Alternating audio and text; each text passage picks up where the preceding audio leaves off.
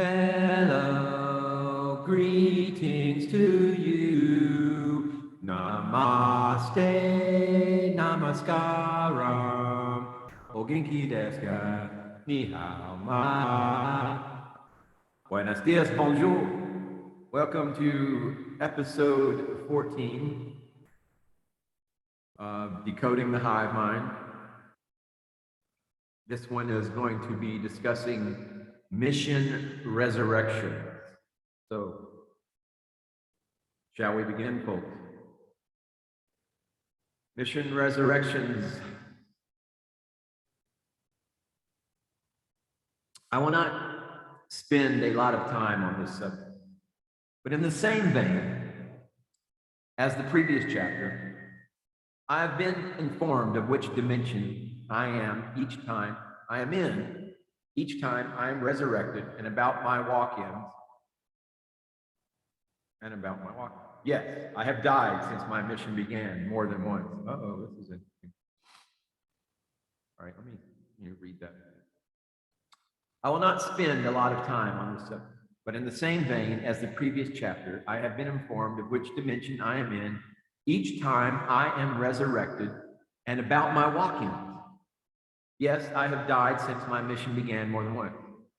Walk-ins is a term that has thus far not been presented in this series, Decoding the High Mind, nor do I think I've discussed it ever in any of the other gimmicks that I've had. But a walk-in is, if you're familiar with Dolores Cannon and Three Ways Volunteer and soul contracts and this, but a walk-in is I'm not sure exactly how this works, but it's referring to a soul walk-in, and I'll leave it at that because in this instance, I don't want to provide any more confusion to what. Perhaps it'll be revealed, the description or the definition here shortly. But he has died since his mission began more than once. That kind of that's fascinating.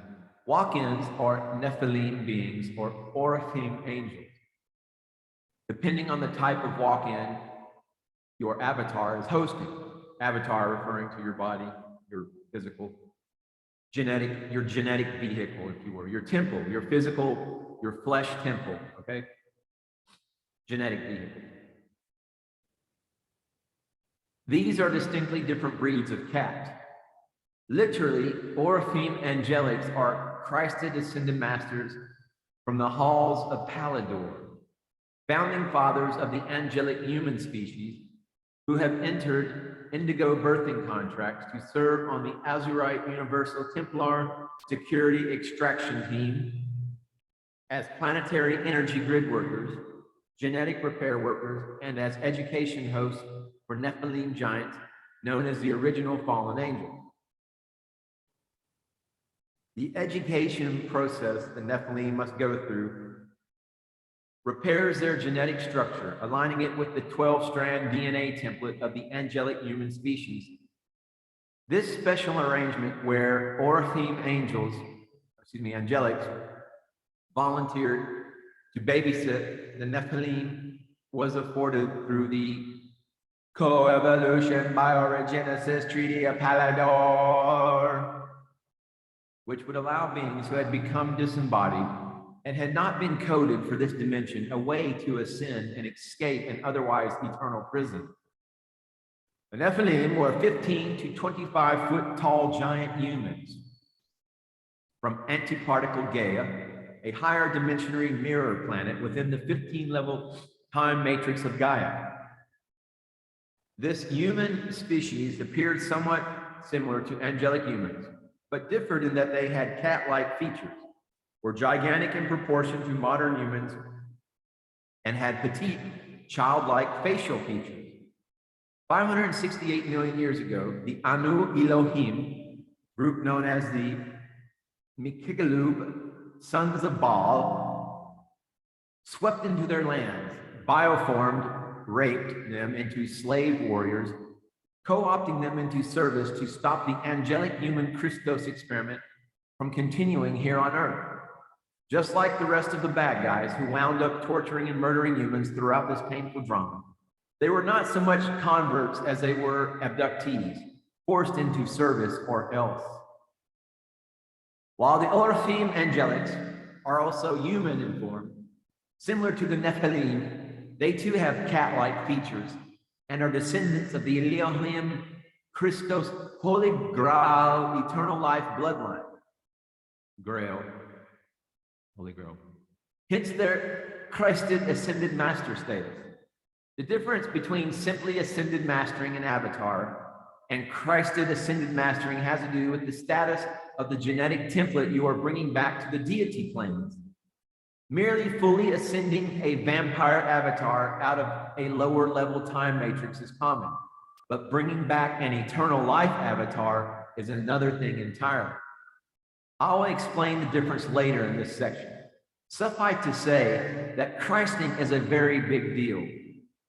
The Anu Elohim, Christing masters, did not agree with the Turanusium project, us, that was bringing a highly advanced new Holy Grail eternal life species into being.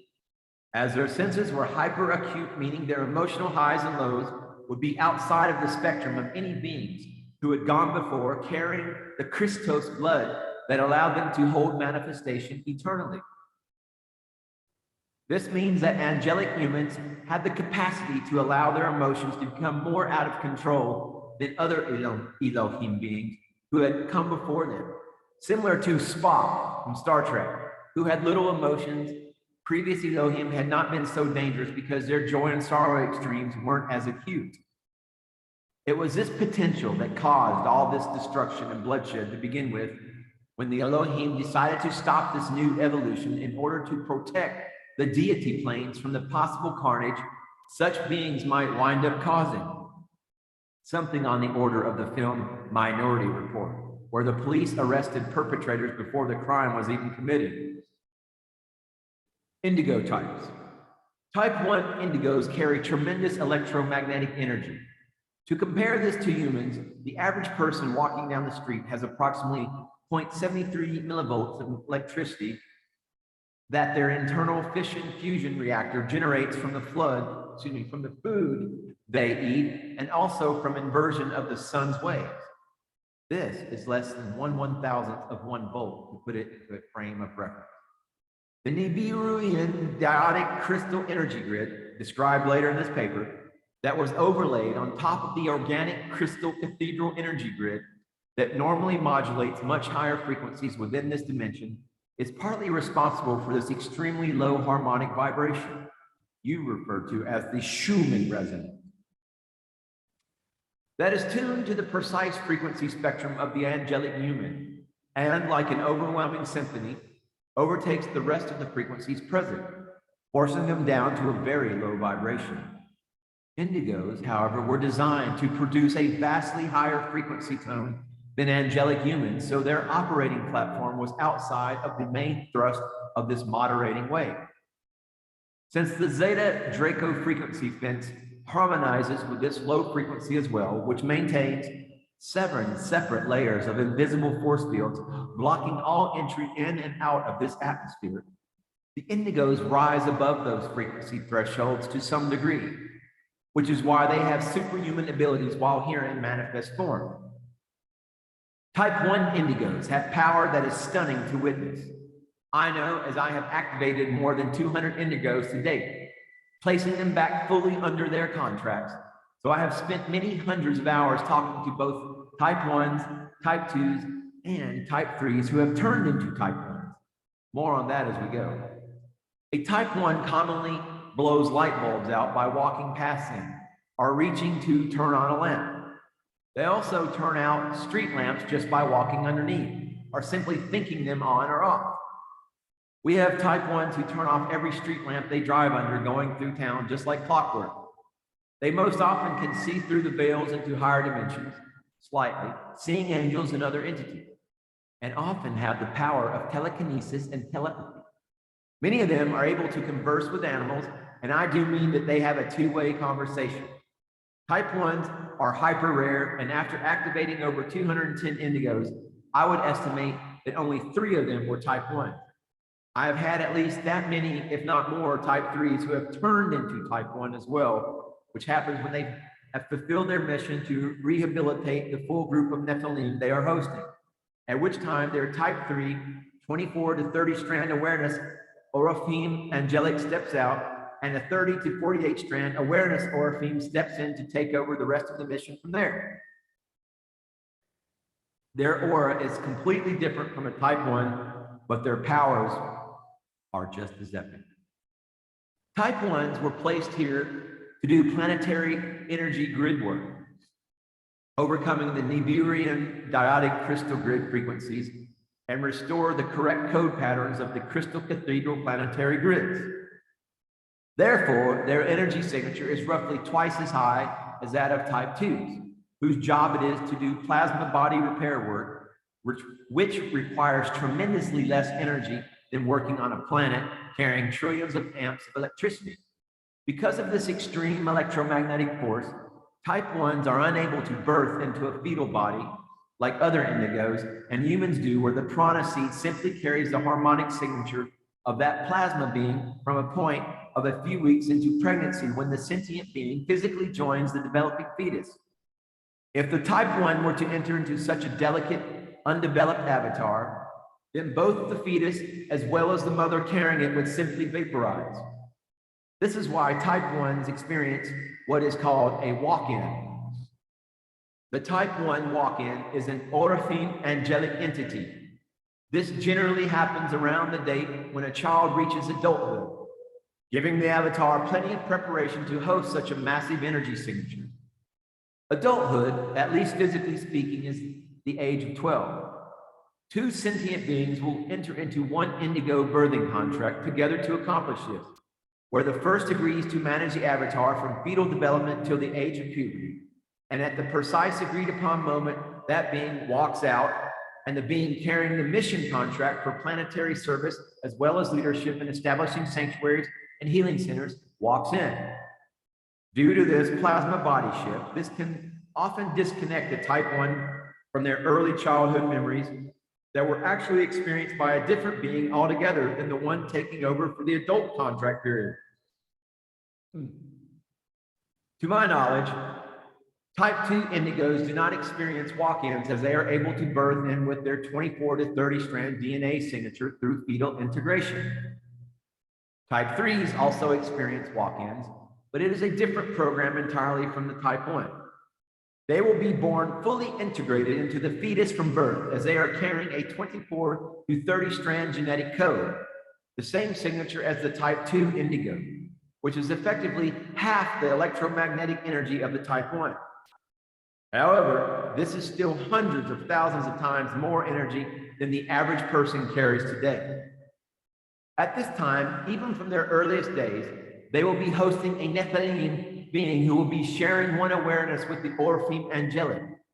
This means that their mind will have 2 signals urging them to do one thing or another, not unlike the cartoon image of an angel on one shoulder and a devil on the other, both whispering in the person's ear. Often this causes what is known as bipolar disorder, Asperger's, and other autistic traits. The reason the Orophim angelic is cohabitating the body with the Nephilim is complicated, but suffice it to say that the Orophim is working as a babysitter of sorts, teaching the Nephilim how to become a human. Since Nephilim were bred, or should I say rebred, for conflict and war, the gentle and loving ways of an angelic human are foreign to them, and it is a huge job to recode the genetic structure of a plasma body to become something they were not originally harmonized to be. The type 3 will not be hosting just one Nephilim during the term of his contract, but will rather be serving a large group of 50 or 500. I haven't yet been briefed on the number, since there are only roughly some 250,000 type 3 indigos who have volunteered to serve in this extremely difficult capacity. And there were possibly millions of Nephilim who had been co-opted into service by the Anu Elohim to destroy the angelic human evolution. There simply were not enough hosts to help each one individually. This means that each type 3 Orophim will serve as a walking stargate, enabling ascension to their group of Nephilim should they successfully complete their task. Type 3 indigos will experience shifts in consciousness as they experience Nephilim walk-ins.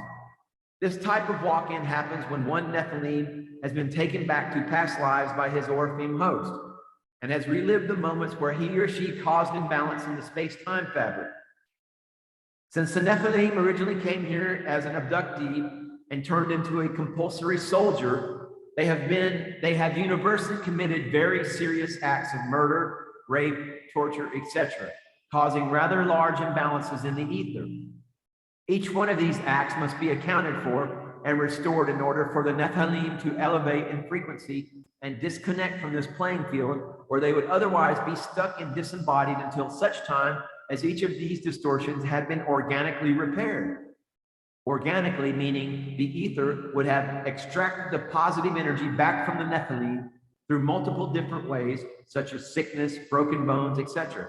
But since the Nephilim is working with the Ra Confederacy and the Emerald Alliance under the co-evolution bioregenesis Treaty of Palador to become human, Orpheum angelic volunteers from Palador have agreed to massively speed up this process for them by showing each one how to repair these distortions at a high rate of speed. What I mean by this is that during sleep and waking times, the Orpheum host will be bringing the Nephilim through subconscious awareness.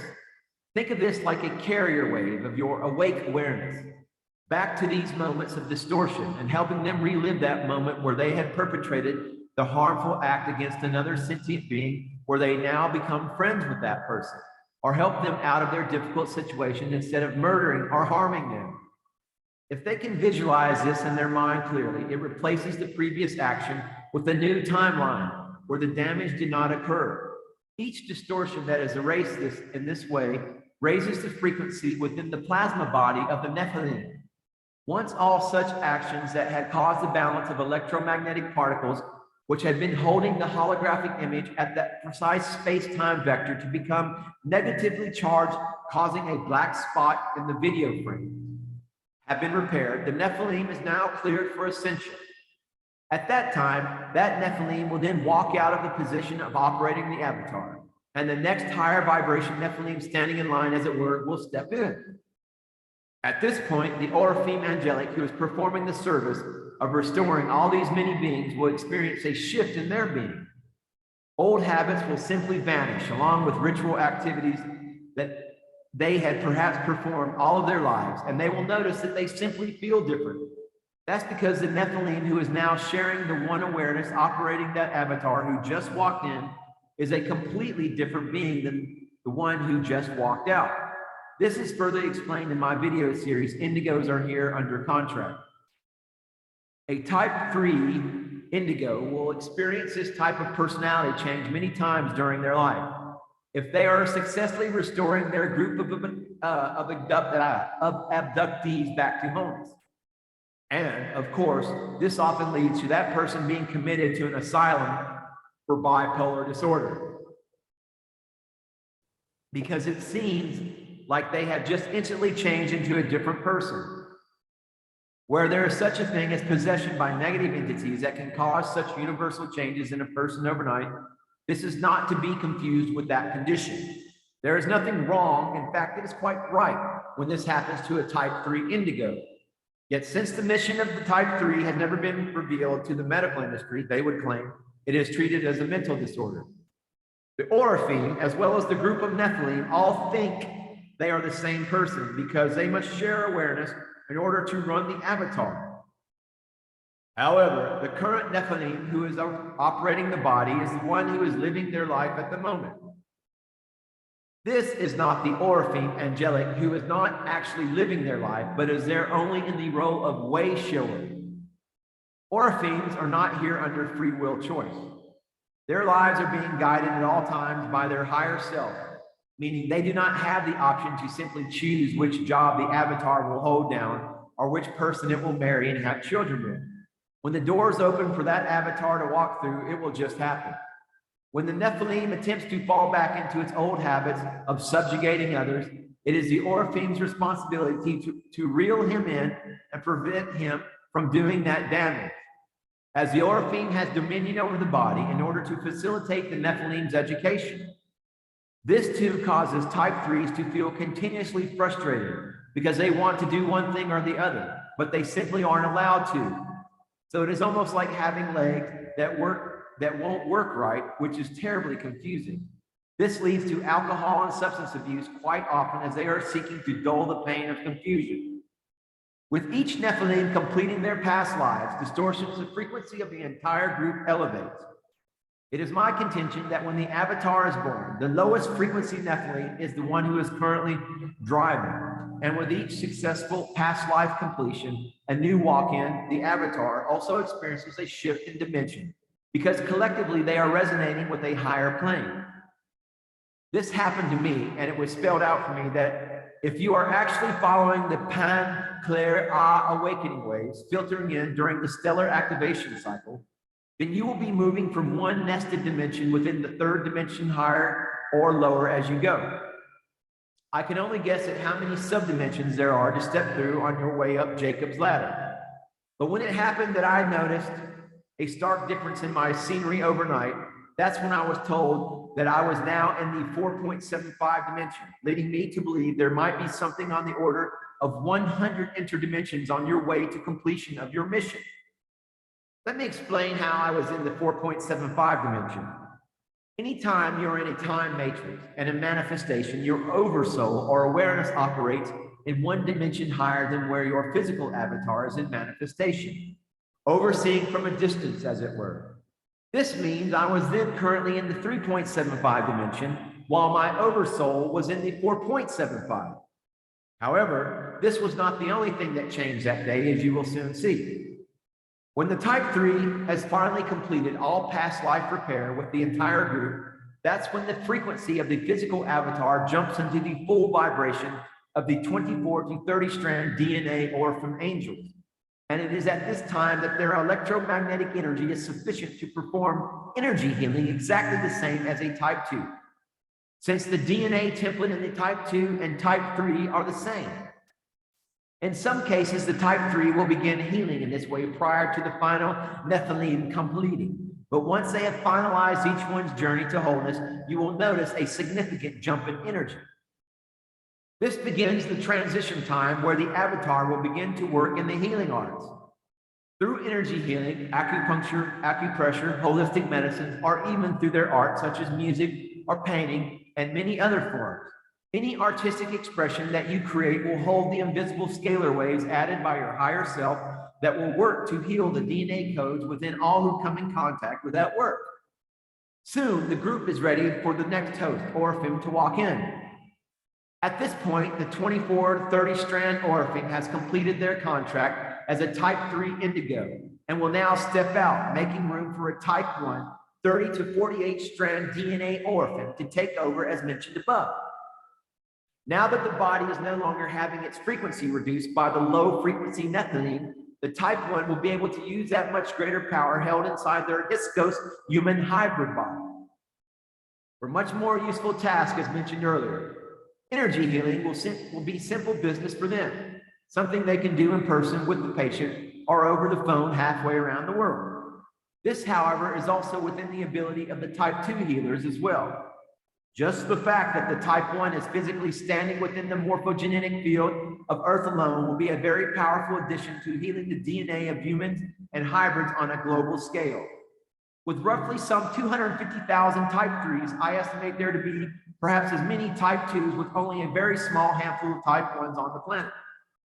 Every type 3 has the potential to bring type 1 energy to this playing field.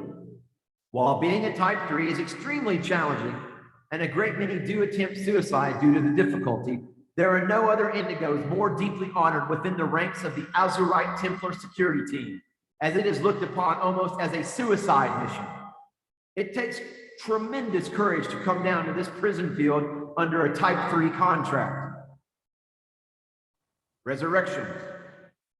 Even though this seems too outrageous to even consider, I am forced to share my experience with resurrection, as I have been brought back to life more than just one time and I feel this topic deserves to be included in my disclosure. For those disbelievers out there, all I can say is I am passing along to you exactly what I experienced firsthand, and also as I was informed what had happened by counsel. I am not embellishing this even in the smallest degree. It is certainly up to you to decide if you feel I am imagining the events below, but that will never make this report untrue. I had moved from the US to South America in the first half of 2015 to start a sanctuary which I knew had to be established, even though I had not yet been tasked with this specifically at the time. I was very clear that we needed the security team to come for activation, and that if we didn't provide sanctuary for the humans surviving the soon coming apocalypse, no one would. The coming months of total isolation proved very difficult, and added to that, I came under psychotronic attack by forces who were not pleased with the fact that I had begun performing official christenings on behalf of the Guardian Alliance. This led to the complete failure of my avatar, apparently, and I passed away 2 times within the first few months.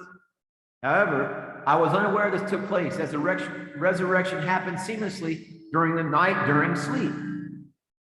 The 3rd time I had succumbed to the overt psychological warfare, I had resorted to the only medication I had in the house to dull the pain and knowingly drank too much alcohol to survive. All I wanted was for the mental torture to stop. This time I woke up the next day knowing full well that something was wrong, because I didn't have a hangover, which I should have felt on the edge of death for at least 3 days if I woke up at all. I went to my bedroom window to have a cigarette upon waking the next day, only to notice that the very dark green grass and trees outside had suddenly, overnight, turned yellow. Since I had been standing in front of my window for as much as 8 to 12 hours a day for the previous many months while performing activations via VoIP, looking out across the forest and trees, voice over IP, I was as familiar with their colors as you might be with the color of your hair. Of course, neither grass nor trees turned yellow in one day. So I freaked out and called counsel to see what had happened, because I know they are always keeping an eye on me. I explained the situation and how I knew the landscape better than the back of my hand, and the trees and grass were never yellow before. So something was very much amiss. That's when I was informed nonchalantly, you died again and had another walk-in. Oh, you are now in approximately the 4.75 dimension. I had never heard of any of this type of thing before. So I was instantly dazed, so much so I didn't even ask what was meant by you died again. You will find out firsthand someday what it is like to experience metaphysical realities yourself too, I'm sure. You are lucky just to maintain consciousness, let alone a clear head. I would much later come back to that question, which was actually just a few weeks back, for clarity's sake. It was at this time I learned about type 3 walk-ins, about multiple dimensions with this overall 3rd dimension, and most of all, that I was absolutely not allowed to die and remain dead. When I say that I am not allowed to die, I will need to clarify that a little bit so you don't get the wrong impression. Just like the rest of the humans currently on the planet, I went through mind wipe at my recycling. So who I was before this only comes to me from counsel and from sparks of past lives that might surface for me from memory bursts. Many indigos have a strong recollection of their past lives, but that is not my case. I cannot recall my previous positions, but I do know that my bloodline comes directly from Anunnaki royalty. Indigos are not here just in angelic human bloodline bodies. They are evenly distributed across all invader race and angelic human hybrid bloodlines, because our perfected frequencies are designed to restore the highest level of genetic imprint for all those under the co-evolution bioregenerative treaty. Like all other type 3s, I am here in a Hyksos avatar. But in my case, the genetics of this body's lineage travels back through kingships directly to King David, who ruled over the Adam and Eve hybrids in pre-biblical times.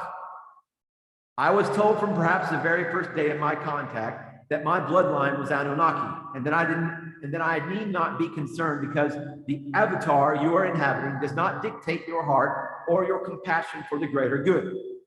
Service to self is a choice, and it is up to each of us to either choose the way of the dark forces or to choose the law of one. For some reason, my contract was written in such a way that it did not allow me an out. I can only assume this is because I had known at the time of negotiations that if given the chance to back out, I probably would. Because the fight down here is simply much more difficult than mortals are prepared to wage if given any option. On top of the fact that I'm supposed to bring this information to the world, which will lead to massive pushback across the planet. I'm doing this while serving Type 3 contracts and had always been extremely cozy with the idea of suicide since I was born. The fact is, I will have to do the largest portion of my disclosure program from deep underground, where it is difficult to locate my whereabouts unless I want to welcome some 500 Black Ops agents in my backyard. This means the job will be intensely isolated and in a country where it is fortunate to have heat or even running water at all, much less hot water. While I can die, I am just not allowed to stay that way. However, when and if I do die, then that is literally removing one of the worlds from my ladder to ascension. Because when I die in, let's say, the 3.70 dimension, then I will never be able to go back to that specific world again, because there my avatar is deceased. I have clear memories in my younger life of being murdered and dying, but because I simply came back the next day, I always chalk that up to my sensationalizing that event. But I can say that with conviction that when I was 18 at a Riverside party, I had not been invited to and decided to just crash one night when I saw the festivities, that I am certain I lost one of my avatars. Immediately upon arriving to the party, a very large young man approached me and was obviously very agitated by my presence. For whatever reason, while growing up and attending the same schools together, he had developed a sincere dislike for me, which I likely deserved for some reason or the other. And now that he was twice my size, he was going to set the record straight. He grabbed me around the throat, dragged me into the freezing river, and held my head under to drown me. But here's the thing, I remember struggling. I remember how cold it was, the blackness of the water, and I remember waking or walking up the bank to my car and driving away. I did not remember ever breaking free. I am not the only indigo with similar experiences, which I've had recounted for me many times since activation began. When I spoke to counsel recently to ask exactly what she meant by "you died again," she said that during the first 9 months of my arrival in South America, I had died 3 times and had been brought back to fulfill my contract. Obviously, I don't come before you as a hero or the reincarnation of Jeshua Sananda, Namaste Namaskaram, because I am just as mortal and susceptible to pressure as the next person. All I can do is my best while struggling through the job. I didn't know I had arranged for myself until my awakening and being shoved headfirst into my role. I asked counsel who it was that keeps bringing me back, and she said that she didn't know that part of my contract, but she knew for certain that someone was making sure that I was not able to vacate the covenant. According to what I have been briefed on, and since my official position is a military contract, I can only assume that that would mean that the Emerald Council, who's in charge of the Guardian Alliance, Azurite Universal Templar security team of Terra Earth, would legally, under prearranged contract stipulations, be allowed to bring about my resurrection. As I understand it, resurrections must be prearranged as part of the mission parameters, otherwise are simply forbidden during this era. At the time I had first learned about my resurrections, I was very concerned that with each Nephilim that repaired their past life distortions, that I would have to die again in order to host the next one, because I still didn't understand that I had been under cyclotronic attack. I thought I had just died from stress and drinking too much. For Christ's sakes, if I'm hosting around 50 to 500, that is more times than I am interested in dying. But that question became clearly answered just 2 months later, when I awoke one morning and all the yellow had simply vanished overnight and the grass and the trees had returned to dark green again. I contacted counsel, of course, for clarity. Let's say I wasn't hysterical over this, but I was really concerned. Since it was absolutely clear that I had moved to a different dimension again, and yes, I had moved on the frequency ladder again, this time slightly back down a rung or two. This had me very startled, since no one wants to backslide on their way to ascension. I was told that ascension is always this way. You will never continually move only forward up the staircase because it is always a dance. You will take 2 or 3 steps higher, then soon 1 or 2 steps back. But as long as it is always a forward progression ever higher, there's nothing to worry about and it's completely normal. I need to clarify what I mean by levels within this dimension. Each full dimension is apparently made up of many mirror image worlds that are in different timelines. The timeline of, let's say, the 3.01 dimension is generally visually the same world as this one is. But the spiritual understanding of the beings there is vastly lower than that of higher dimensions, I suppose. This is as much like the difference between the 3rd and 4th dimensions, where your visible spectrum is dictated by your frequency. These interdimensional worlds are carbon copies of the one you're in now, complete with a real live copy of yourself. The difference is your awareness is in the dimension that it is in, and the copies of you and the others are not choosing their own actions, but mimicking yours from that dimension or level of the staircase. This way, all the worlds remain virtually indistinguishable from each other to maintain the space-time continuum, but allows you to remain in the 3rd dimension while making choices that either elevate or lower your position. Your other bodies in these different interdimensions can be thought of as placeholders for your awareness to step through as you continue to ascend or descend. To illustrate this, imagine making the decision today to imagine making the decision today to purchase a rifle and some bullets, and then take a trip down to Walmart to mow down as many people as possible before you run out of ammo. I guarantee that tomorrow when you wake up, if you're not dead after that, you will no longer be in the 3.54 dimension, but will have stepped back down to the ascension ladder to more than likely the 3.01. Every possible action you can take within manifestation has already been played out and continuously remains playing out in never-ending loop. These loops or bubbles of time may be just 1 second long, and they may be an hour or day or year. You are able to step directly into any one of these bubbles instantly, depending on your last choice of action. When you get there, you will be completely unaware that you hadn't been there all along, because time is, not linear. That was just one of those dimensional bubbles that escaped. I know you have heard this before, that time does not follow one path. And what you did yesterday wasn't really yesterday. It was only how that memory was placed into your brain's random access memory banks as yesterday. Here is how I explain how it works. Every moment and experience possible given your 2 legs, 2 eyes, 2 hands, etc., meaning you cannot fly, but you can run and operate heavy machinery while under medication, should you so choose, are like drops of water. The loop is playing out before you even arrive within manifestation. Now take all those drops of water and pour them into a length of hose and close off the ends and give it a shake. The first drop of water that pours out once you open one of the ends, make a choice, may not have been the first drop that you poured into that hose to start with, but it was the drop you chose to visit first. And as you continue to choose other experiences, those drops of water stack up in your memory bank in a linear progression, giving you the sensation that you had a red bicycle when you were 9. And then you got engaged when you were 23, because this was how you assembled the water drops. However, at any given time, you can decide to make better choices, which will lead you to far more advanced droplets or event cycles of experience, replacing what you did when you were 9 with a different set of series of events. That would follow making up a completely different timeline as your history. And you will never know that had not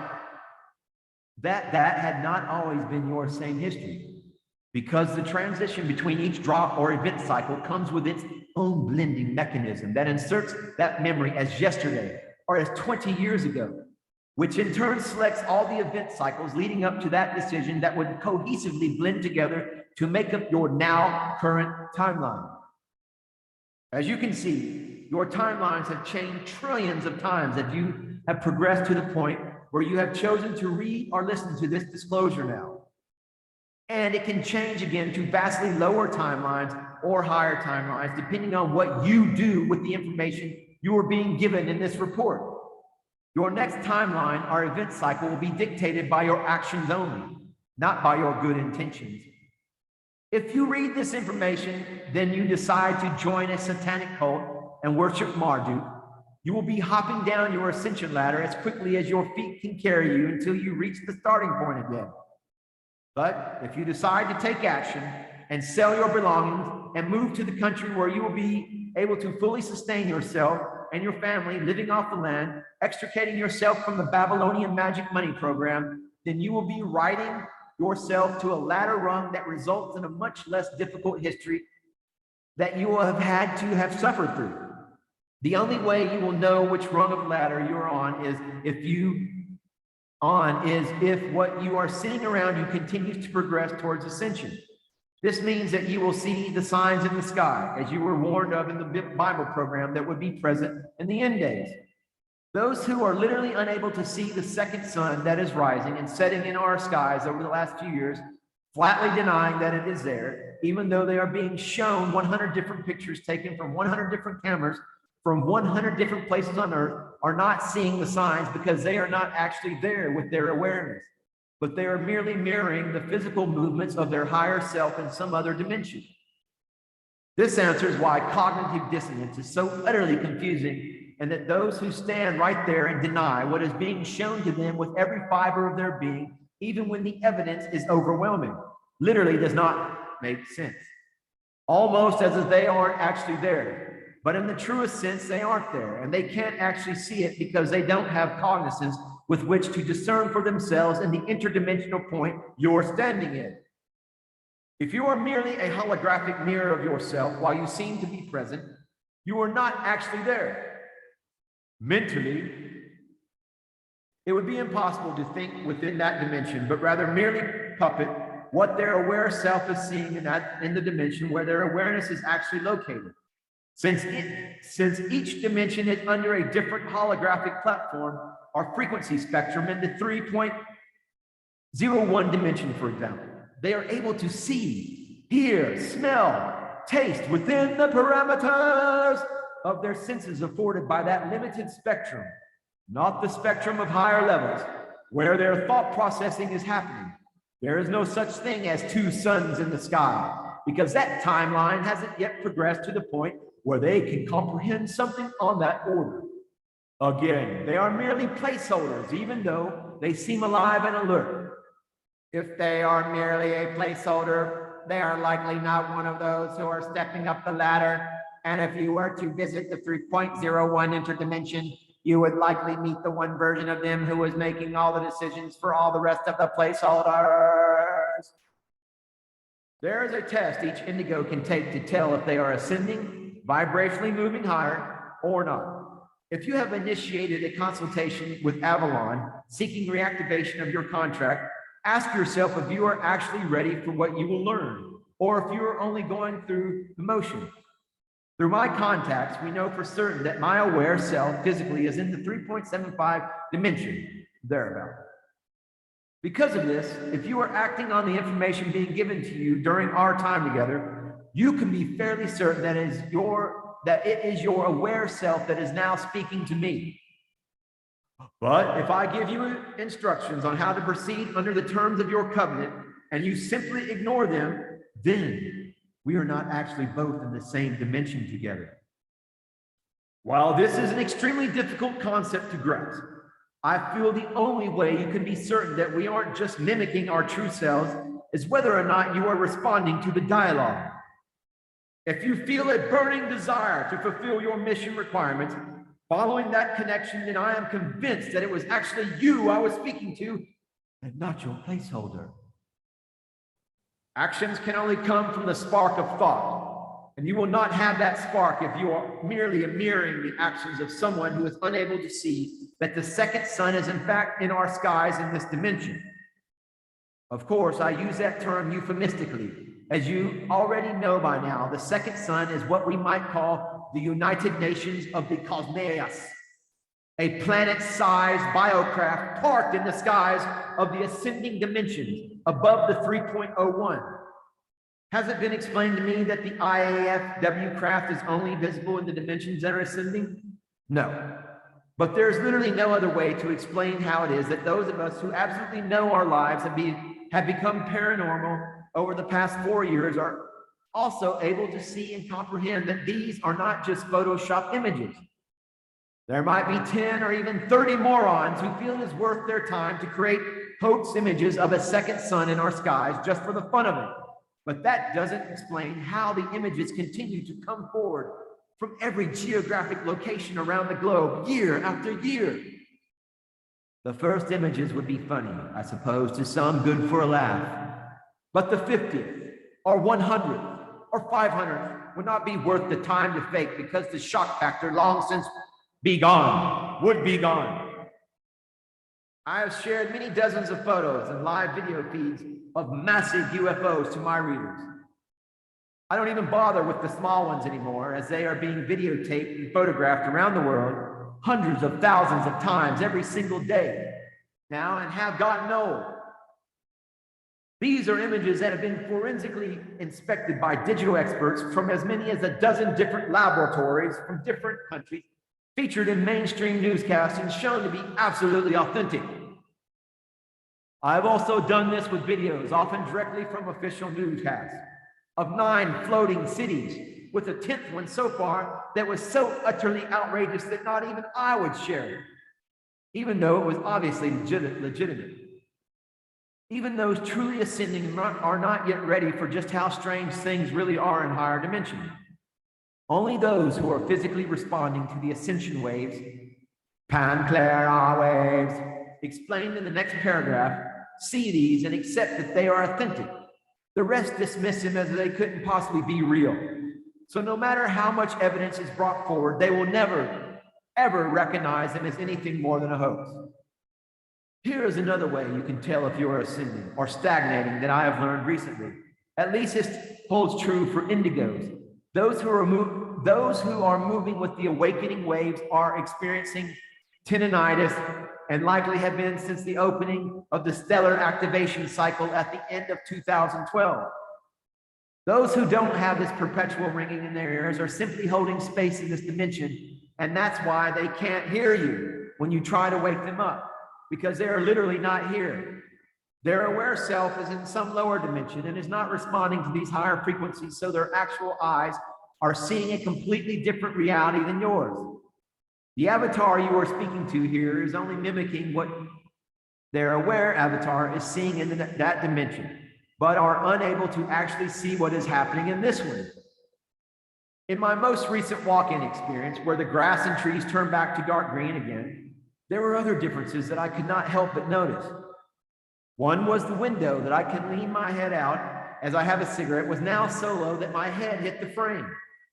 Since I had been doing the same thing a dozen or more times a day for the past year without hitting my head, I knew something was definitely wrong and measured my height. Sure enough, I was 1.5 inches taller now than I had been 5 years ago.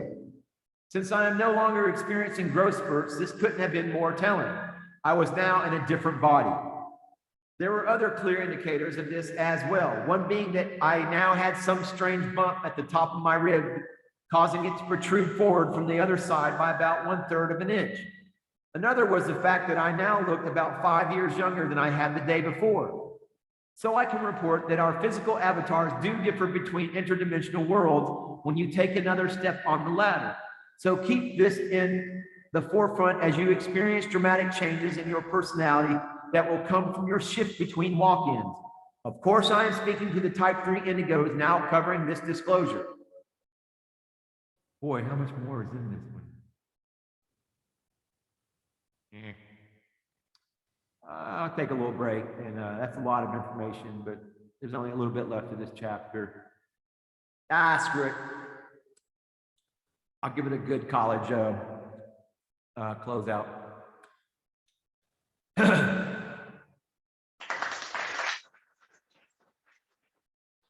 Thank you, thank you. Many people in this world are in contact with beings who are not part of the visible spectrum or that moves between dimensions. So I'm not something special in this regard, but I want to take a moment to explain exactly who it is I am actually in contact with, so there is no speculation about my or their motives. So far, I've only run across others who are in contact with the invader races within this dimension. I have yet to meet even one who isn't. This is because the extremely finite number of beings who are allowed to be here under the rules of the Emerald Covenant. This is the interdimensional agreement by which the 15-level time matrix of Gaia operates under absolute hands-off protocol during the evolution of the current species being groomed here in this extremely unique playing field. Most time matrices, at least the ones previous to this one, are lower levels of development. What I mean by that is that when a sentient being comes into its own self-awareness, it is new to the rules and nuances of manifestation. A new self-aware particle from the God family is given millions of choices when it comes to moving into physical manifestation.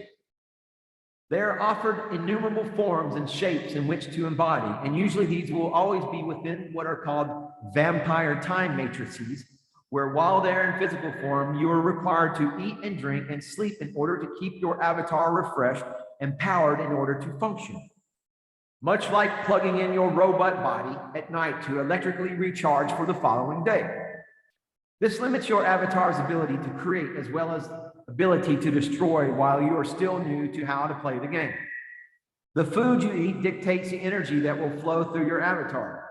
And if you can imagine the destruction you would cause by possessing extreme abilities like Superman, for instance, you can see that if you hadn't had much training while possessing the ability to pick up a train and throw it through a skyscraper, should you get very angry, you can see why you start out with very limited abilities in any time matrix. But when you are just beginning your journey of becoming a balanced and polished creator god, it is best to take on forms of simple creatures who have very limited physical stature as well. By being forced to eat a small amount so you have power or strength in small quantities, you are being forced to live a modest existence, learning how to control anger, frustration, and vengeance, among other things. These time matrices where you are a vampire frog or a bird to start with are like a beginner's level video game. Once you reach higher after perhaps thousands of lifetimes, you are ready to take on a more prominent physical form, such as, let's say, a human with highly dexterous fingers and toes and can easily command the lower life forms around you. Hello, Steve Vai. This would be an intermediate level video game, for want of a better term. Once you have mastered these lower level time matrices, you are ready to move on to advanced level matrices.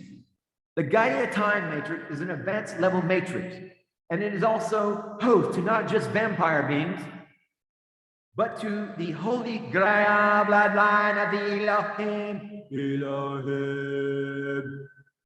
The vampire beings here, however, are not sentient. They are robots for the most part, and I know quite a few of them in my past.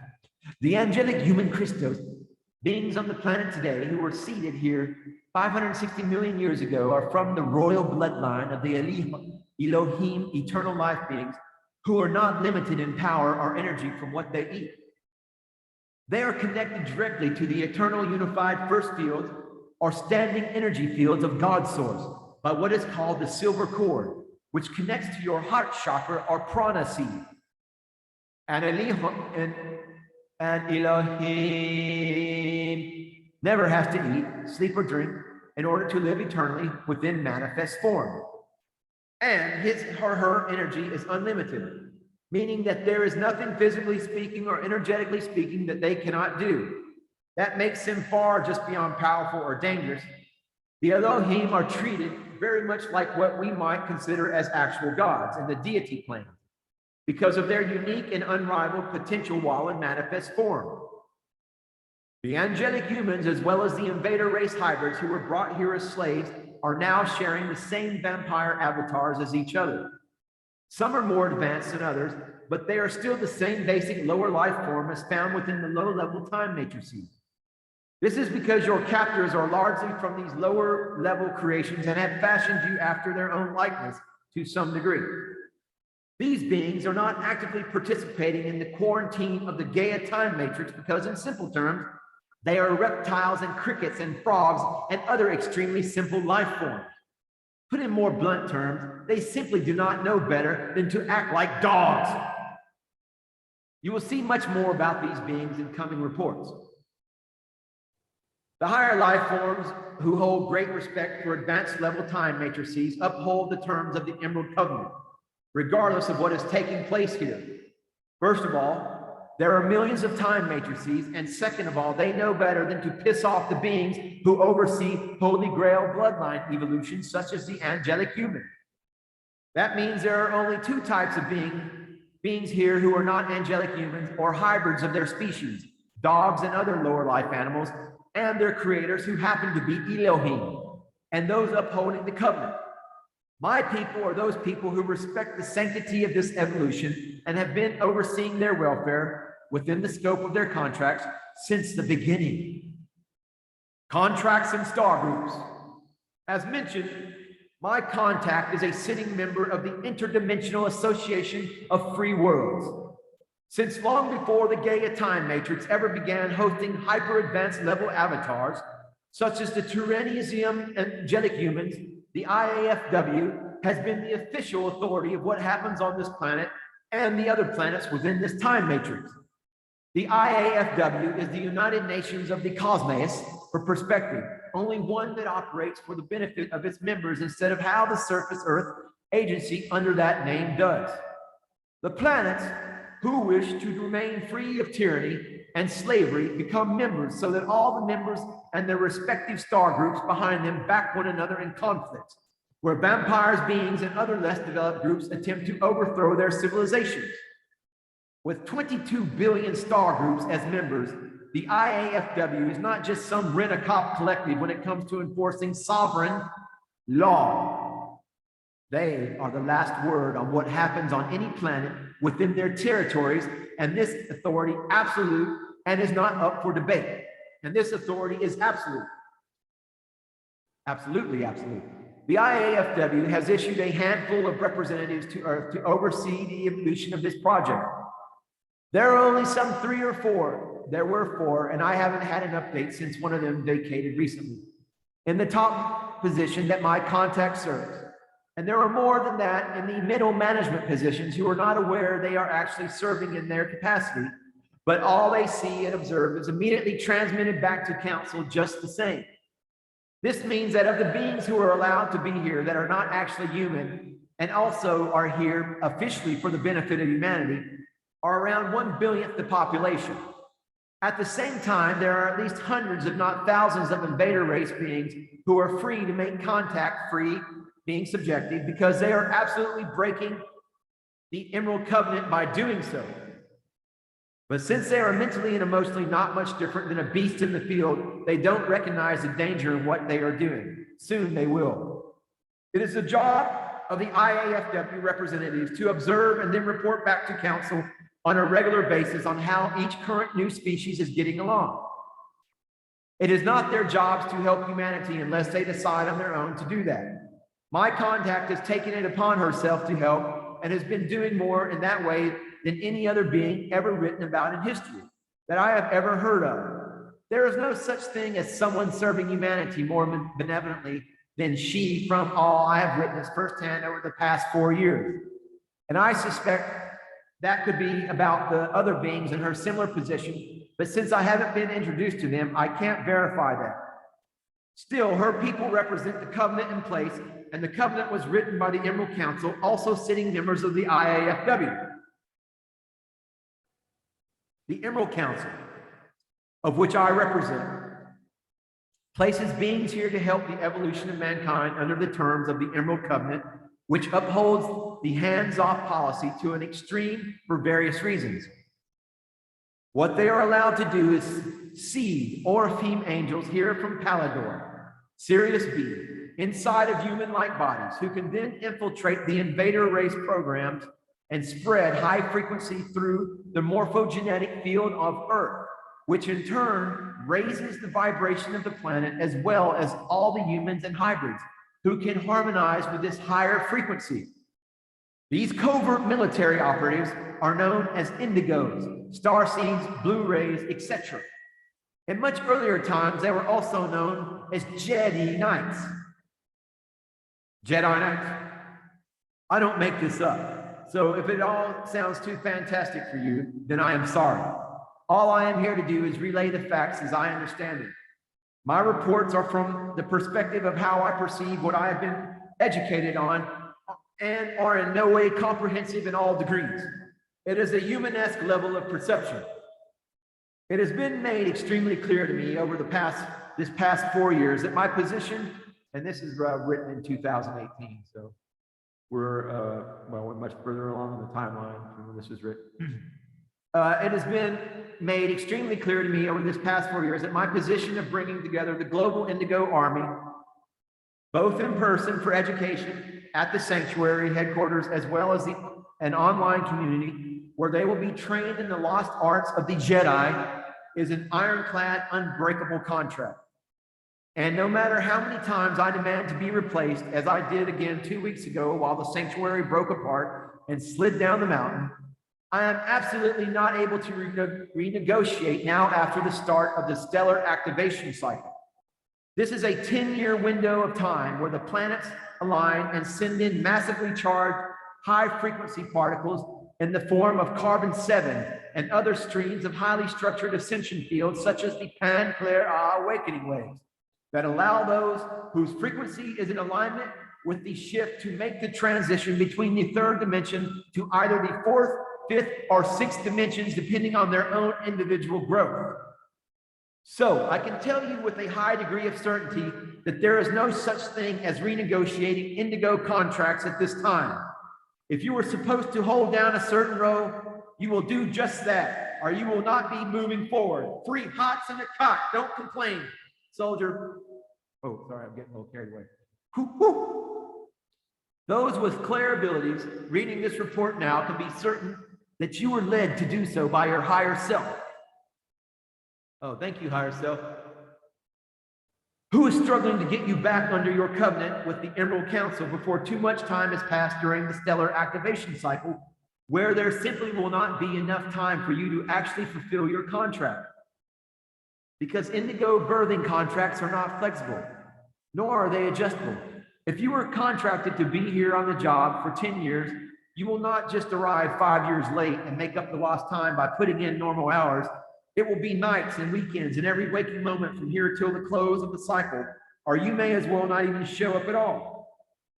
I have more to say about this, but we'll reserve that for private consultation, as the public is not quite ready to hear all the terms of the contracts and the consequences for failing the mission at this time. I cannot report how long I have continuously been here in service to humanity, and that has been held back from me for this time.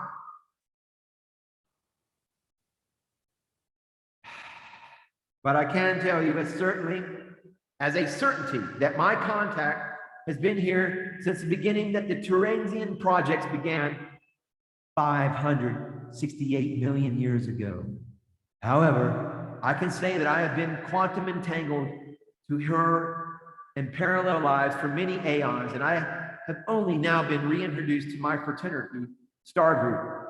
I will update you on that as I learn more. For right now, I am not considered able to handle more than I already have been briefed on, because I have only recently been awakened and reinducted into my Star Group.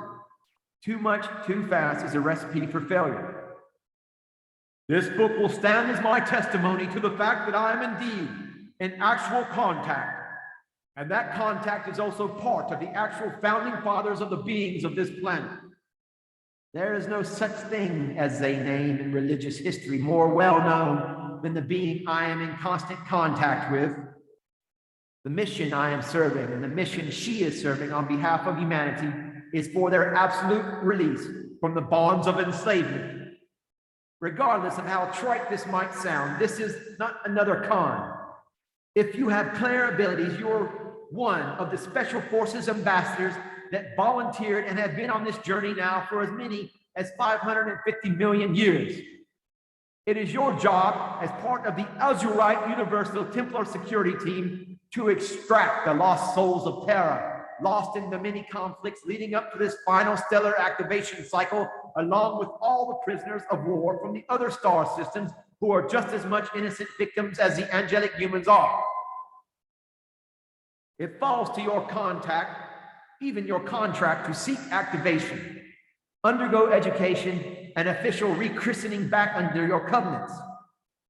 This is not a game, and I am not serving in this capacity as a career decision. We have an incredibly crucial job to do and very little time in which to do it.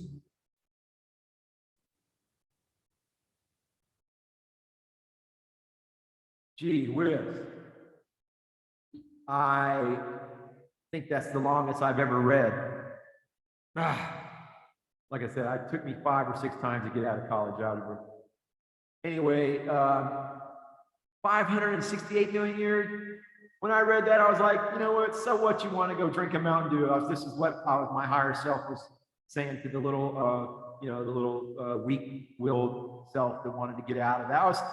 My higher self was like, 568 million years. You can sit here and read this to its conclusion. Namaste, namaskaram.